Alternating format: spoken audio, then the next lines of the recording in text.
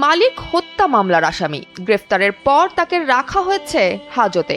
আর সেই মালিকের সান্নিধ্য পেতে থানা প্রাঙ্গণে অপেক্ষায় পোষা বানর রাজা মিয়া। বিরল এক দৃশ্যের দেখা মিলেছে লক্ষ্মীপুরের রায়পুর থানায়। গেল শুক্রবার চর আবাবিল ইউনিয়নে 14 বছর বয়সী অটোচালক রাজীবকে হাতুড়ি দিয়ে পিটিয়ে হত্যা করা হয়। ঘটনার পর প্রধান আসামি গিয়াসউদ্দিন যখন পালিয়ে বেড়াচ্ছিলেন, সেই কঠিন সময়েও তার ছায়া সঙ্গী ছিল প্রিয় বানর রাজা মিয়া। দীর্ঘ 5 বছরের এই সঙ্গী সহ আত্মগোপনে থাকা গিয়াসউদ্দিনকে সোমবার রাতে চাঁদপুর থেকে গ্রেফতার করে পুলিশ। তবে আশ্চর্যের বিষয় হলো, মালিককে যখন হাজত থানায় বন্দী করা হয় তখন মুক্ত অবস্থায় থাকা রাজা চাইলেই জঙ্গলে চলে যেতে পারত। জীবন অবাক না করলে কে করবে? 28% মিল্ক ফ্যাটের অবাক করার সাথে ফ্রেশ মিল্ক পাউডার। জীবন অবাক করুক প্রতিদিন। কিন্তু মালিকের টানে সারা রাত নির্ঘুম কাটিয়ে হাজত থানার শিকের পাশে মালিকের সান্নিধ্য পেতে ছটফট করেছে এই নির্বাক প্রাণীটি। একদিকে নির্মম হত্যাকাণ্ডের বিচার প্রক্রিয়া, অন্যদিকে হাজতে থাকা মালিকের জন্য